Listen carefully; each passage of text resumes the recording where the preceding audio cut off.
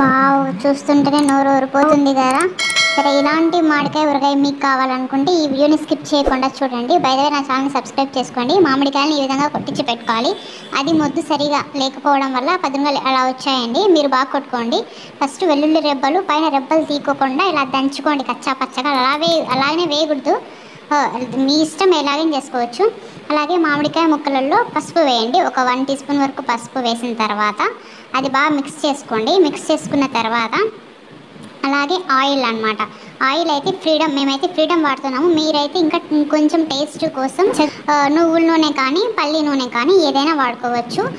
కొలత అంటే ఆయిల్ ఎన్ని గిన్నెలు ఎన్ని కప్పులు అంటూ ఏం లేదండి. ముక్క మునగాలి అన్నమాట. ముక్క మునిగితేనే ఆ పికిల్ అనేది చెడిపోదు అన్నమాట. మనము ఆయిల్ తక్కువగా వేస్తే చెడిపోవడానికి మొదటి కారణం ఆయిలే. నెక్స్ట్ రెండో కారణం వచ్చేసి తడి అనమాట. ధనాల పొడి కాదు, సారీ, అది ఆవాలు, మెంతులు వేయించి మీరు కావాలంటే నువ్వుల నూనె వాడుకుంటే ఇంకా టేస్టీగా వేయాలా. మేమైతే తర్వాత కారం పొడి, అక్కడ ఆ కప్పు ఫ్రీడమ్ ఆయిల్ వేసుకోవాలండి. 2 మామిడికాయలకు కారం పొడి వేసాను. 250 ml వరకు ఆయిల్, వెల్లుల్లి రెబ్బలు ఇందాక దంచాను కదా అవి కూడా వేసానండి. 250 ml అంటే ఏం లేదు, ఎలా మన తడి లేకుండా చూడడం, ముక్క మునిగేంత వరకు 2 మామిడికాయలు అనేది అంటుకోవాలి. కాబట్టి మనం కలుపుతుంటే మనకు అర్థమవుతుంది అన్నమాట. ముక్క అనేది బాగా మసాలా పట్టాలి, బాగా పసుపు వరకు కారం పొడి వేసుకోవాలి.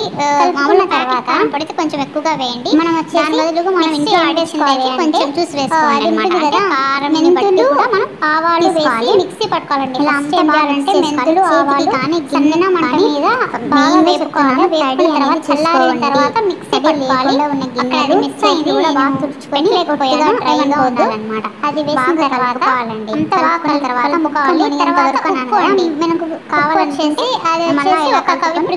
కప్పు కనపడింది కదా, ఏం కలుపుకోవాలని ఇప్పుడే కలపాలి. 3 days 4 days తర్వాత కలిపితే ఆయిల్ ఉప్పు వేసుకోవాలి. ఉప్పు తక్కువైనా పర్లేదు, మళ్ళీ కావాలంటే వేసుకోవచ్చు. ఎక్కువ మాత్రం వేసుకోవద్దండి. వేసుకొని మా ఇంట్లో జాడి కారం పొడి వచ్చేసి అది కూడా ఒక ముక్కాలు డబ్బాలో వేసాను మేము.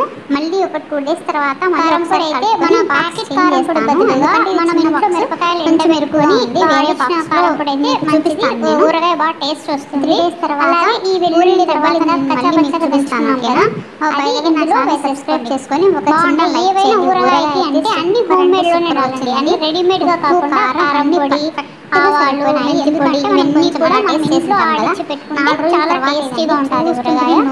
అందులో తడి లేకుండా చేసుకోండి. గిన్నెకు కూడా ఏది తడి అనేది ఉండకూడదు. తినేయడమే ఊరగాయ. సబ్స్క్రైబ్ చేసుకుని లైక్ చేయండి. బాగా కలుపుకోవాలి.